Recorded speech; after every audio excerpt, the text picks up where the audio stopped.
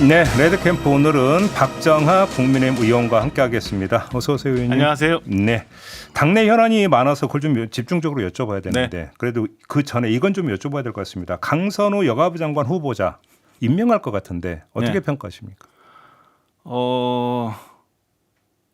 그 부담 결국에는 다 이재명 대통령께서 지는 거 아닌가 싶어요. 그러니까 당신이 얘기했던 억강부약 거기에 완전히 반하는 일이잖아요. 네. 저는 특히 여가부 장관으로서 이 자격이 있는지에 대해서 정말 한번 좀 생각해봤으면 하는 생각이 있고 저도 어떤 정권이 출범해서 끝날 때까지 한번 있어봤는데 그 안에 있다 보면은 소위 뭐라고 합니까? 확증 편향 뭐 그런 것도 있어요. 그리고 우리는 좀 선하다.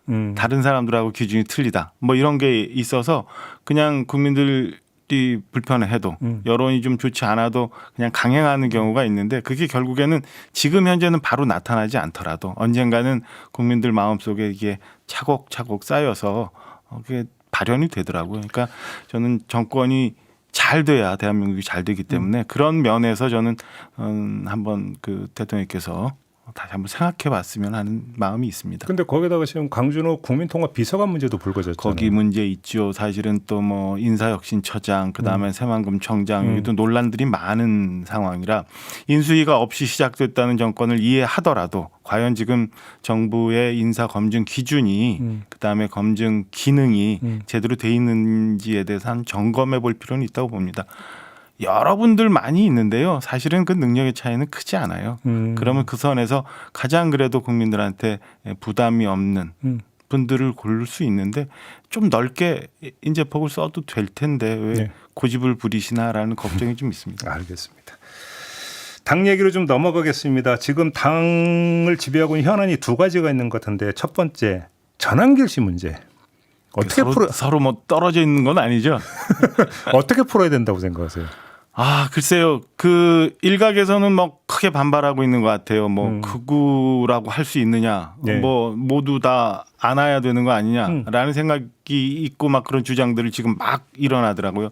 심지어는 어제 보니까 윤석열 전 대통령도 지금 나는 정치 보복을 당하고 있는 거다라고 얘기해. 저는 일련의 같은 흐름이라고 보는데 부정선거, 그다음에 비상식적으로 계엄을 하고 뭐 이렇게 국정을 운영했던 거를 옹호한다는 게 그게 극우 아니면 뭐가 극우예요? 보수와 극우의 차이가 뭐가 있느냐라고 얘기는 하시지만 저는 이렇게 가는 게 극우 세력화 될 수 있고 어떤 면에서는 일각에서 이런 얘기도 하죠. 뭐 극우 세력이 국민의힘이 약한 상황을 틈타서 잠식을 하려고 하는 거 아니냐라는 얘기들도 하는데 저는 그 걱정에 대해서는 공감되는 부분이 제법 있습니다. 그래서 당이 어떻게 처리를 할지 좀 봐야 되는데 어제 송원석 원내대표는 뭐 조사를 많이 하자고 또 얘기를 했던데 결과가 어떻게 될지 좀 봐야겠습니다. 저는 그런 분들이 우리 당에 있는 거가 좋은 일은 아니기 때문에 저는 강력하게 대응해야 된다고 봅니다. 강력 대응이라고 하는 것은 출당 조치나 이런 것도 불사해야 된다. 저는 해야 된다고 생각합니다. 그래요? 만약에 근데 그게 이루어지지 않아서 계속 그 전당대회 때까지 남아있다고 가정을 한다면 이 대표 경선에 일정하게 영향을 미칠 수 있다고 보세요? 얼마나 영향을 미칠 수 있지요. 저는 전환기 씨가 얘기하는 것처럼 무슨 10만 대군이 있다 이런 거에 대해서는 믿지는 않아요. 그렇게 수가 많을 거라고는 보여지지 않는데 그게 전당대회가 진행되는 과정 속에서 지금 뭐 불가피하게 전환길 씨의 목소리들이 많이 전달되고 있잖아요. 그게 아무렇게 어쨌든 이런 식으로 저런 식으로 영향을 미칠 거라고 봅니다. 그래서 표에 영향을 미치는 것보다는 판을 흐린다. 판을 흐리니까 건강한 전당대회가 이루어지지 않을 거라고 봅니다. 전당대회가 두 가지 측면이 있잖아요. 그러니까 하나는 당의 혁신이나 쇄신을 위해서 어떤 지도 체제가 들어와야 되느냐라는 거를 택하는 게 하나 있고 두 번째는 어수선한 당 분위기를 추스리고 화합하고 뭐 일종의 잔치 뭐 이런 분위기가 있는데 체질상으로 저희 당이 그렇게 건강하지 않은 상황에서 두 가지를 다 이루어내기에는 전당대회 날짜가 왜 이렇게 빠른가라는 생각도 좀 있어요. 근데 8월 22일 어쨌든 정해졌으니까 가는데 그거를 제대로 수행해낼 수 있는 없는 상황에서 또 전환기 씨 같은 사람이 들어와서 판을 막 흐린다는 거는 저희 당이 좀 더 건강해지고 미래를 얘기하기에는 굉장히 나쁜 요소라고 생각합니다. 근데 그러면 거꾸로 그러니까 당대표 경선에 나선 일부 주자들이 전환길 씨를 활용할 가능성은 어떻게 보십니까? 아니, 당연히 지금 활용하고 있잖아요. 그 지금 뭐 이미 활용하고 있잖아요. 그러니까 뭐 이게 왜 그구냐라고 얘기하고 있고 모두 다 안아야 된다라고 얘기하고 일종의 보면 또 약간 과거로 회귀하는 것 같아요. 시계열상으로 한번 보면 그 뭐 오래된 과거도 아니에요. 1년 전부터 한번 따져보면은 계엄이라는 게 있었고 이로 인해서 국회에서 탄핵 소추가 있었고 탄핵 심판이 있었고 이에 따라서 대선이 있었는데 그 중간 과정에 일종의 자기 합리화를 위해서 뭐 선택적 기억 상실을 하고 있는 건지 논리 모순을 하고 있는 건지 돌아가서 애매하게 됐어요. 그러니까 마치 탄핵에 반대하는 것이 그러니까 탄핵을 방치한 것 때문에 이런 일이 생겼다. 그러니까 어떤 우리 당내에 있는 뭐 저를 포함한 일부의 세력들이 탄핵 심판 과정에 광화문 그다음에 아스팔트 안 나가고 도와주지 않아서 이런 일이 생겼다라고 막 주장을 하면서 오히려 그 전환기 씨가 얘기하는 얘기들을 동조하고 그다음에 그런 사람들도 당에 드려야 된다. 그다음에 그 사람들이 선거에 얼마나 많이 도움을 줬느냐. 뭐 이런 얘기들을 하는데 이미 대선 과정 중에 우리 김용태 전 비대위원장인가요? 김문수 후보가 지명한 김용태 비대위원장이 대통령과의 절연을 얘기했어요. 맞아요. 그렇게 하고 많은 당원들이 그게 동의했고 그에 따라서 선거 결과가 나는데 그 과정을 무시해 버리는 것 같아요. 과거로 돌아가서 탄핵 소추 이후 탄핵 심판 과정으로 돌아간 상황인 것 같아요. 그래서 뭐 5대3이 되느니 아니면 기각이 되느니 이런 과정에 가서 그때 당시 같이 기각을 주장하거나 아니면 5대3이라고 얘기 안 해서 이런 결과가 나왔다라고 돌아간 듯한 느낌이에요. 그래서 부정선거도 옹호하고 뭐 대통령의 계엄도 당연시하고 계몽령이라고 하고 하늘에 계시라고 얘기하는 것들의 분위기로 지금 당이 다시 돌아가고 있어서 굉장히 안타깝습니다. 그 윤상현 의원 같은 경우는 자신하고 한동훈 전 대표, 윤희숙 혁신위원장 그리고 전환길 씨 사자 토론을 하자. 의미 없는 얘기라고 봅니다. 글쎄 뭐 윤상현 선배가 왜 그런 얘기를 하셨는지 모르겠는데 그 일종의 우리 젊은 친구들 얘기하는 어그로 뭐 그런 거 아니에요? 그러니까 그렇게 해석하세요? 저는 그렇게 봅니다. 지금 뭐 윤상현 의원님하고 뭐 전환길 강사 그다음에 뭐 한동훈 뭐 등등 얘기해서 무슨 얘기를 할 거예요? 그게 이미 국민들로부터 판결이 난 거라고 저는 보고 있거든요. 여전히 그거를 주장하고 그 세력과 같이 해야 된다고 얘기하는 것 자체가 당을 건강하게 가는데 방해하고 있는 거라고 저는 판단을 합니다. 반면에 윤희숙 혁신위원장은 전환길 씨뿐만 아니라 전 씨에게 판을 깔아준 중진들 송원석, 윤상현, 나경원, 장동혁 이런 의원들도 함께 징계해야 한다. 그것 때문에 지금 반발을 하고 있는 거잖아요. 그 징계의 수준이 어떻게 되는지 잘 모르겠습니다만 그 윤희숙 위원장이 크게 얘기하는 그러니까 크게 얘기하는 인적 청산, 인적 쇄신에 그 깊이가 어느 정도 될지는 모르겠지만 그렇게 전환기 씨가 우리 당에 입당하고 그다음에 국회 들어와서 세미나를 할 정도로 판을 깔아준 분들한테 책임이 저는 전혀 없다라고 얘기할 수 없다고 봐요. 그러니까 그게 무슨 격하게 그 뭐 다음 차기 총선을 어떻게 해야 되느냐 아니면 정치를 어떻게 해야 되느냐 이렇게 깊은 데까지 안 들어가더라도 그분들이 그렇게 하는 게 과연 우리 건강하게 우리 당이 잘 되기를 바라는 당원들을 마음하고 맞는지에 대해서는 저는 회의적입니다. 중간 정리를 하면 전환기 씨 처리 문제에 대해서 이제 의원님 같은 경우는 이제 강한 조치가 필요하다고 말씀을 주셨는데 조은희 비대위원이죠. 조은희 비대위원 같은 경우도 전환기 씨도 공개적으로 비판을 했잖아요. 어제 그런 페북글을 올리셨더라고요. 비대위가 나설 가능성이 좀 있다고 보세요? 지금 현재 비대위 구성상이나 그다음에 어제 조은희 의원이 그런 페북글을 올리고 난 이후에 아무런 반응이 없어요.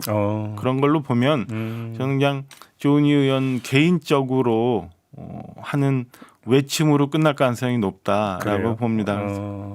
좀 더 많은 분들이 그런 목소리를 좀 내줬으면 하는 바람이 좀 저는 있고요. 그래서 앞장서서 그런 생각들을 주장하는 분들 제외하더라도 예. 저희 당에 말씀 안 하시고 이 당이 이렇게 가는 거에 대해서 걱정하시는 분들이 그래도 조금씩 좀 얘기를 해주셨으면 하는 바람이 좀 있어요. 그래야 당이 좀 잘 가지 않을까 싶은 생각입니다. 혹시 그 다수의 의원들은 각자 도생 모드로 지금 빠져 있는 걸까요? 저는 꼭 그렇게 나쁘게 생각은 안 하는데 네.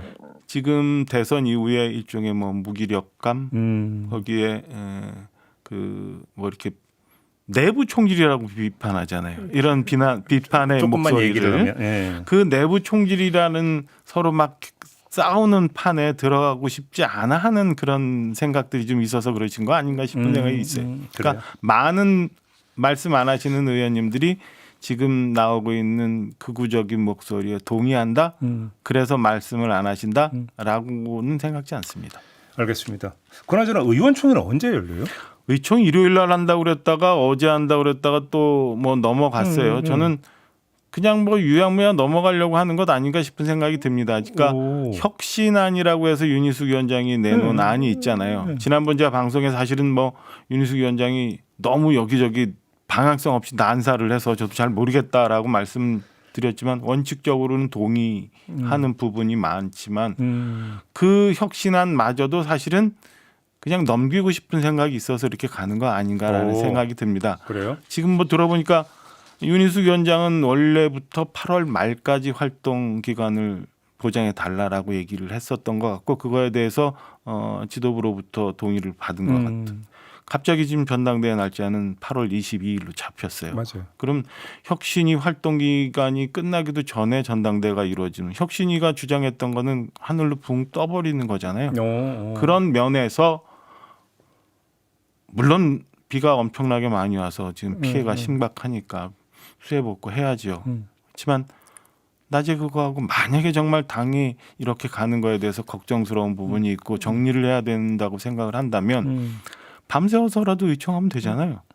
왜 그런 거 안 하고 넘기는지 저는 모르겠어요. 그러니까 그냥 이렇게 복잡한 사안 해보니까 해결도 잘 안 되는 것 같고 그냥 전당대회 빨리 치러서 새 지도부에 넘겨버리자라고 방기를 하는 것 아닌가라는 생각이 좀 듭니다. 의원님 분석대로 이걸 유야무야 그냥 흘려보내려고 한다라고 한다면 거기에는 어떤 전제가 깔려 있냐면 윤희숙 혁신안을 의총에 올리면 채택될 가능성이 높다라는 우려가 지금 깔려 있다는 얘기로 연결이 되는 거거든요. 그 두 가지죠. 채택될 가능성이 있고 그에 대해서 찬성하는 의원들이 많으니까 네. 그게 좀 불편하고 두 번째는 그 외에 지금 우리가 앞에 얘기했던 뭐 당의 극우안이 아니면 이런저런 논란들이 불거지는 거가 싫은 거일 수도 있죠. 그러니까 공론회장을 안 만들려고 하는 생각이 있는 것 아닌가라는 생각이 듭니다. 다시 시끄러워지는 것도 귀찮고 싫다. 네. 일종의 입틀막도 되는 거고 임무 방기도 되는 거고 그냥 알겠습니다. 넘어가자라는 분위기 아닌가 싶어요. 어제 김종혁 전 최고에게도 그 질문을 드렸는데 한동훈 전 대표는 출마합니까 안 합니까? 참 어려운 문제 자꾸 여쭈시는데 그 한동훈 전 대표의 생각을 뭐 이렇게 뭐 최근에 물어보지는 않았습니다만은 저 같은 경우는 뭐 매일 혹은 또 매 시간 막 바뀌어요. 바뀌어요? 네, 그러니까 지금 당이 이렇게 막 어수선해지고 가고 있는데 그다음에 그 전에 전당대회를 통해서 대표를 한번 해봤는데. 과연 이 당이 지금 같은 구조하에서 바뀔 수 있는가라는 부분 그러면은 출마하지 말아야지. 어제 김종혁 전 최고 그 소모전이 될 것이다 이렇게 얘기하더라고요. 한동훈이라는 그 정치인이 갖고 있는 이미지가 너무 많이 소모될 수 있죠. 그러니까 불필요한 에너지가 많이 없어져 버리고 신지호 전 전략기획실장이 얘기했던 것처럼 마지막 남은 보수의 카드마저도 훼손될 수 있다라는 우려가 있지요. 근데 또 한 측면에서는 저런 것도 있잖아요. 당이 이렇게 어려울 때, 당이 어려울 때 나서서 그걸 막아야지라는 주장도 있어서 매 시간마다 바뀌는데 저는 걱정되는 부분이 그래요. 그러니까 지금 그 일종의 당이 좀 혁신해야 된다, 쇄신해야 된다라는 쇄신의 이미지를 갖고 주장하시는 주자군들과 그 다음에 모든 사람을 다 아우르고 심지어는 전환길마저도 아우르고 그다음에 대통령 윤석열 전 대통령이 다시 돌아와야 되고 계엄도 불가피했었던 거라고 주장하는 세력들이 우리 당이 많이 이렇게 쌓이는 이 일종의 쇄신 대 수구의 대결로 가던 게 한동훈 전 대표가 등장하면 구도 자체가 또 바뀔 수 있어요. 예. 지금 모두 다 한동훈은 절대 안 된다라고 반환으로 뭉쳐가지고 구도 자체가 변할 수도 있기 때문에 그렇죠. 그렇죠. 선의가 선의로 이해되지 않고 이게 이상한 방향으로 흘러가면 오히려 결과가 나쁘니까 어떻게 해야 되는 것이 맞는 건지에도 고민을 매 시간마다 하고 있어요. 이제 현재도 고민 중 이렇게 네. 얘기를 하고 아마 25일경 선거가 공고가 되고 31일까지인가요? 뭐 후보 등록이 된다니까 조만간 결정을 해야겠죠. 한 1분 정도 남았는데 아까 의원님이 잠깐 언급을 해주셨는데 윤석열 전 대통령이 어제 옥중 메시지를 발표를 했어요. 네. 정치 탄압은 나 하나로 족하다. 네. 이 주장 어떻게 평가하세요? 그러니까 그 앞서 말씀드린 것처럼 지금 당내 극우화 분위기, 그 다음에 그런 세력들이 다시 뭐 이게 표현이 적정한지 모르겠습니다. 주운동하고 있는 상황에 같이 얹혀가려는 생각이 있는 것 아닌가. 얹혀가려고. 라는 생각이 하나 있고요. 두 예. 번째는 그런 생각이었으면 애초에 그렇게 하지. 그러니까 그 많은 사람들이 주변에 있으면서 피해를 보게 되고 지금 수사를 받고 영어의 모임이 되어 있는 상황을 그대로 방치하고 그 전까지는 뭐라고 했어요? 나는 아니야. 나는 모르는데 그 사람들이 한 거지 나는 전혀 모르는 상황이 진행돼 왔어라고 여태까지 수사도 회피하고 왔던 게 이제 왜 오늘 어제 갑자기 나 하나로 족하다라고 얘기를 하는지 잘 모르겠어요. 김건희 씨 소환 통보 의식해서 그런 걸까요? 그런 것도 있을 거예요. 제가 볼 때는 이해하기 어려운 거고 그거를 정치 보복이라고 해석을 해야 되는지 하는 부분이 저는 저희 당의 근원적인 문제라고 봅니다. 정치 보복으로 해석을 하는 순간 다시 옛날로 돌아가는 그렇죠. 상황이라고 보여요. 알겠습니다. 오늘 말씀 여기까지 듣겠습니다. 고맙습니다. 고맙습니다. 의원님. 네, 국민의힘의 박정하 의원이었습니다.